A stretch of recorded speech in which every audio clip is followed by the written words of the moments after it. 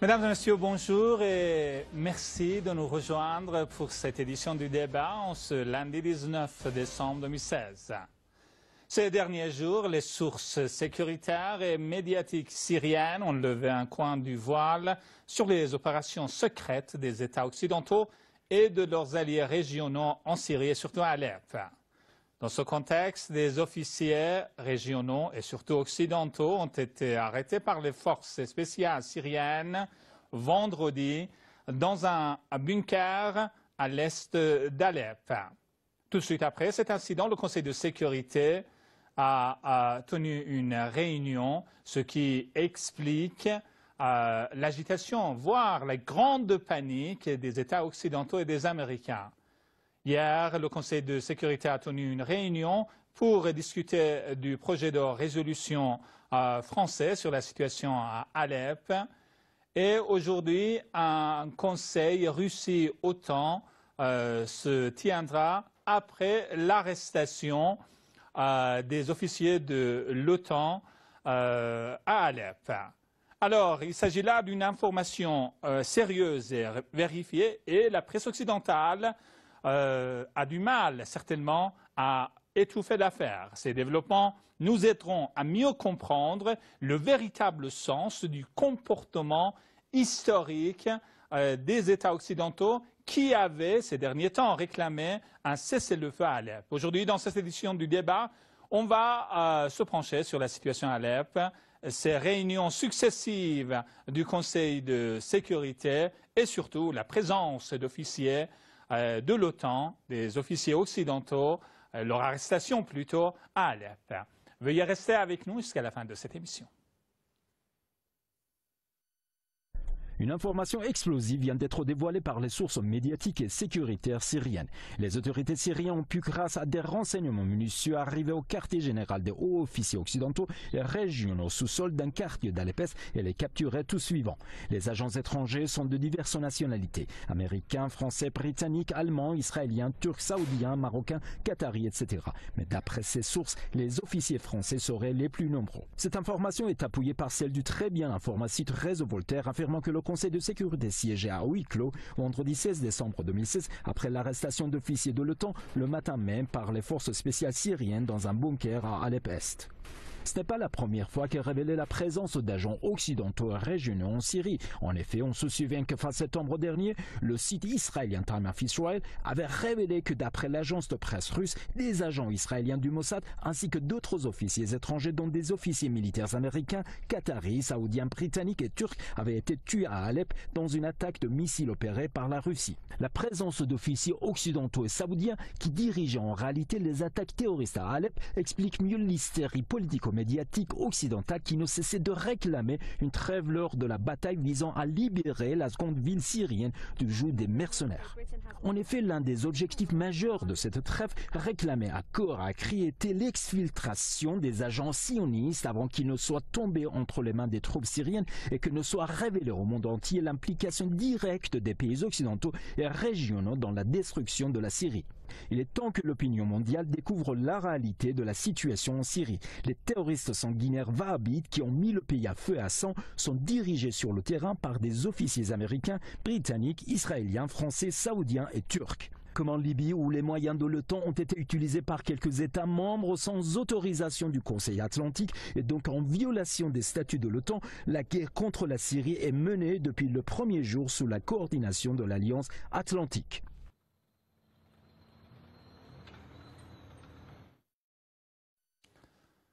Retour au plateau de l'émission du débat à l'antenne de Presse TV. Merci de votre fidélité pour cette émission. Nous sommes en ligne via Skype depuis Tunis avec M. Franck Pucciarelli, coordinateur Europe chez le Comité révolutionnaire international et porte-parole des chefs des tribus libyennes, mais aussi en ligne depuis Paris avec M. Arnaud Develay, analyste politique et avocat international. Je vous propose tout de suite de rejoindre M. Pucciarelli. Monsieur Pucciarelli, je vous remercie infiniment. Bonjour, merci infiniment d'avoir accepté notre invitation. Alors, ces derniers temps, une information explosive qui continue de faire du bruit Il s'agit de l'arrestation des officiers de l'OTAN, des officiers occidentaux et régionaux à Alep par les forces spéciales syriennes. Est-ce que cette arrestation n'est pas l'expression de la guerre impérialiste que l'Occident et sa branche militaire, à savoir l'OTAN, mène non seulement en Syrie, mais aussi si on remonte en arrière, en Libye par exemple? Tout à fait. Il faut savoir qu'en 2011, nous avons maintenant des informations précises avec des preuves de la présence des forces spéciales en violation bien évidemment de la résolution 1973 où les puissances étrangères, donc on peut parler de la France, des États-Unis, mais aussi du Qatar, de l'Arabie Saoudite, étaient présents en Libye afin de renverser l'autorité légale qui était en place, à savoir la Jamaïa arabe libyenne. Nous savons que les services de renseignement français, notamment la DGSE, a recruté des anciens militaires français, notamment des légionnaires de Calvi en Corse. Et ces derniers ont été rémunérés à l'époque par le Qatar. Et ces derniers étaient présents avant les événements en Libye. Nous avons aussi des informations, à savoir que la France, en décembre 2010, avait parachuté dans le sud libyen des armes à destination des milices takfiristes qui ont permis à l'OTAN de renverser la Jamaïa arabe libyenne. Merci pour ces éclairages, Monsieur Pucciarelli. On va également rejoindre au téléphone Arnaud Develay, avocat international. Monsieur Develay, bonjour. Oui, bonjour à vous. Merci infiniment d'être en ligne avec nous. Monsieur Develay, donc, la presse internationale a certainement du mal à étouffer cette affaire sérieuse et vérifiée, d'où justement ces réunions successives du Conseil de sécurité, ce qui démontre, je le disais tout à l'heure, la panique et l'agitation des Occidentaux et des Américains qui semblent prêts à donner des concessions pour obtenir la libération de ces officiers. Mais quoi qu'il en soit, alors, un premier aperçu, c'est que là, il s'agit, bien sûr, d'un fiasco pour les pays occidentaux.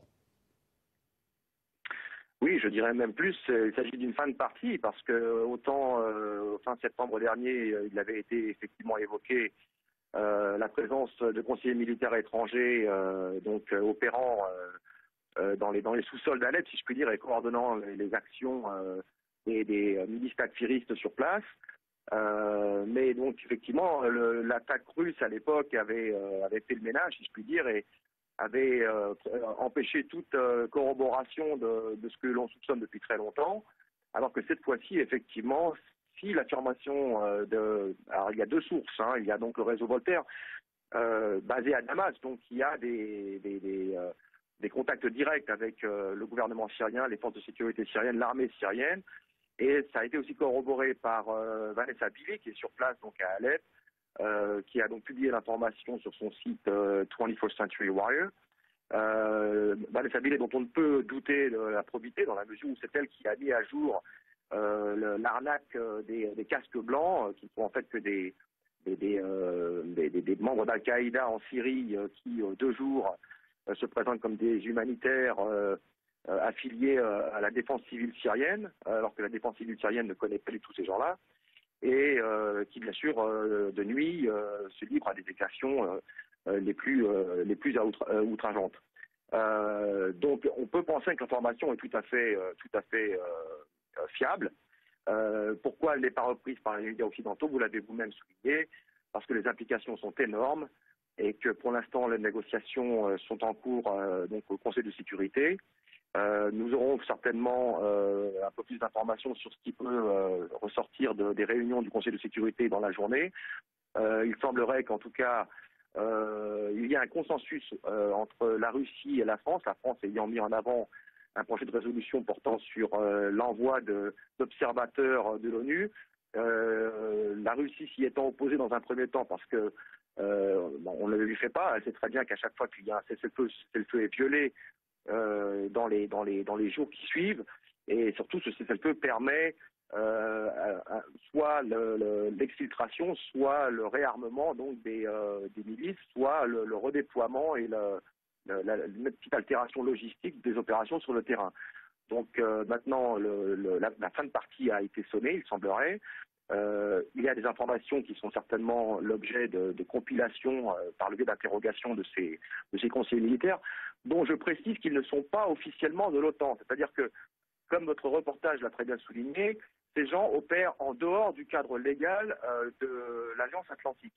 Ce qui veut dire que si vraiment les choses n'avancent pas dans le bon sens vers une résolution avec un consensus par toutes les parties impliquées, on pourrait très bien avoir une situation où des informations corroborées sont mises à disposition des médias qui mettent à mal vraiment l'OTAN dans sa raison d'être.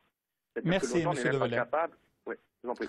Merci infiniment, Monsieur Develay. Monsieur Pucciarelli, alors, sur ces réunions du Conseil de sécurité, bien sûr, il y a pour des considérations humanitaires, la Russie accepterait le projet de résolution français, mais il y a bien sûr cette opposition de Moscou à certaines clauses de ce projet de résolution. Mais la principale question, est-ce que la France, d'abord, qu'est-ce que cherche la France en mettant en avant ce projet de résolution? Ce n'est pas, comme le disait M. Develay, une manière de donner un répit aux terroristes pour leur regroupement et d'obtenir, en quelque sorte, avec la présence de ces observateurs, la libération des officiers français récemment arrêtés à Alep. Complètement. La France a besoin, puisque la France est malheureusement impliquée dans la déstabilisation du gouvernement syrien depuis 2011. Donc la France, à travers cela, cherche bien évidemment à récupérer des éléments. La France a beaucoup investi. Les services de renseignement extérieur ont beaucoup investi. Donc il est évident que la France par cette résolution cherche bien évidemment à sauver les meubles. Monsieur Pucciarelli, donc, alors avec ces récents développements, à savoir la libération d'Alep et l'arrestation des officiers occidentaux, donc aujourd'hui le gouvernement de Damas se trouve en quelque sorte en position de force, alors à l'horizon des prochaines négociations, n'est-ce pas?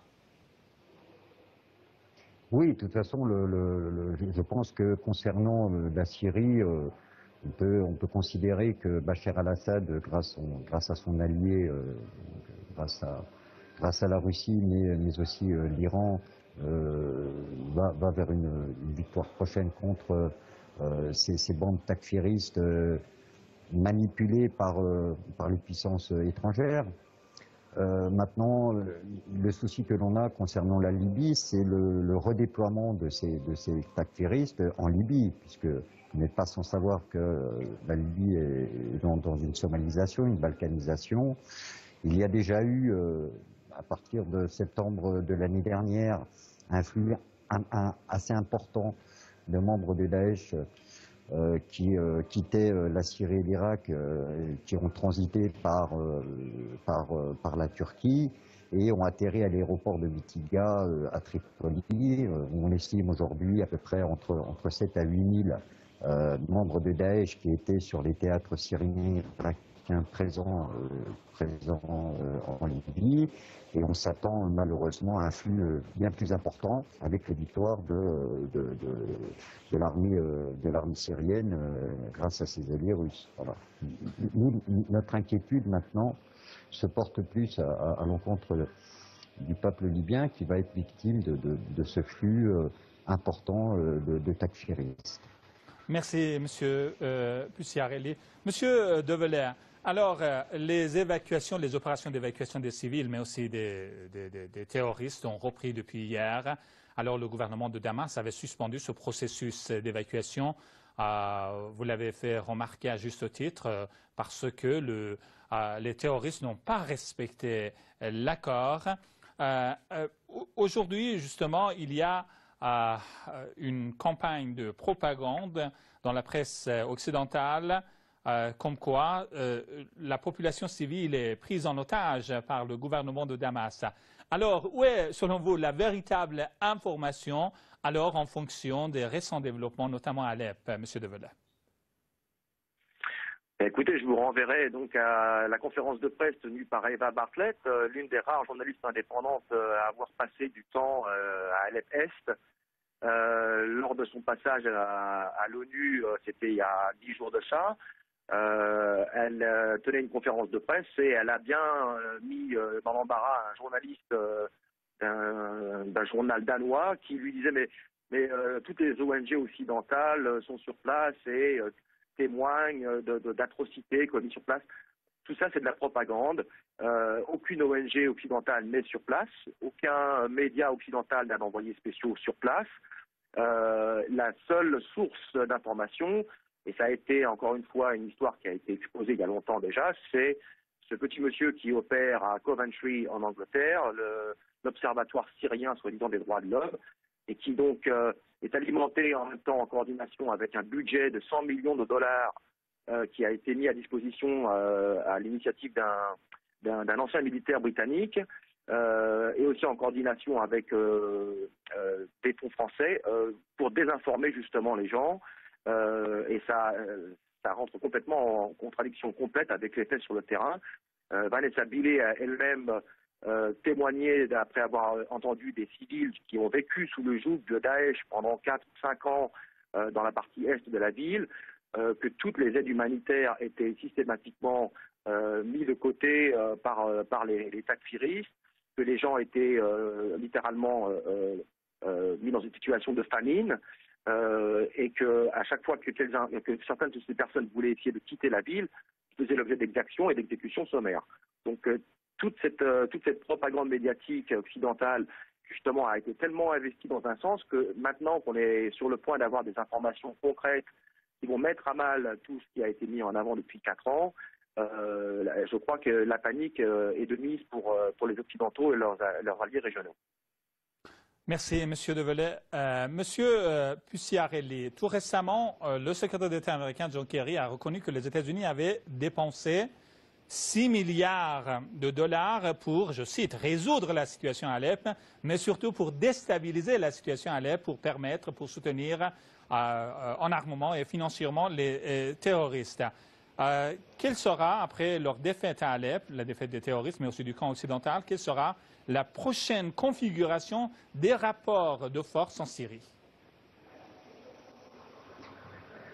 Moi, j'ai le sentiment qu'il y aura un repositionnement américain avec la nouvelle élection de Trump, puisque il y a un échec cuisant en Syrie, malgré les milliards de dollars qui ont été injectés depuis 2011, que ce soit par les États-Unis, par le Qatar et par l'Arabie Saoudite, qui ont permis aux demeurants de faire très bien fonctionner l'industrie militaire occidentale et américaine. La France, Dassault et Thales sont des sociétés qui ont augmenté leur chiffre d'affaires de façon exponentielle depuis le conflit syrien et libyen. Les Américains vont se repositionner. Moi, je suis pour observer et pour voir un peu aussi, faire un parallèle avec la Libye. La situation est différente. Bachar al-Assad a quand même réussi à lutter contre cette invasion par ces puissances étrangères. La Syrie et l'Iran sont à côté du peuple syrien. Je vois une défaite de la part des États-Unis, de la France, mais aussi d'Israël, qui a été très active, bien évidemment, dans la tentative de déstabilisation de la Syrie.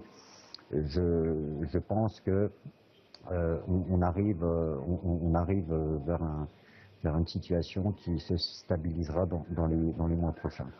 Maintenant, la question est de savoir, bien évidemment, quelles vont être les manœuvres, que vont devenir ces takfiristes, qui sont quand même d'un nombre assez important. Nous avons aussi l'inquiétude en France du retour de ces milliers de jeunes Français qui se sont fait embrigader, manipuler, qui risquent de rentrer en Europe. Nous savons que l'État islamique a un projet de s'emparer de régions, de départements en France, dans les campagnes. Et la victoire du peuple syrien posera aussi un danger à la France, à l'Europe, concernant la mise en place et le déploiement de ces takfiristes en Europe. Merci.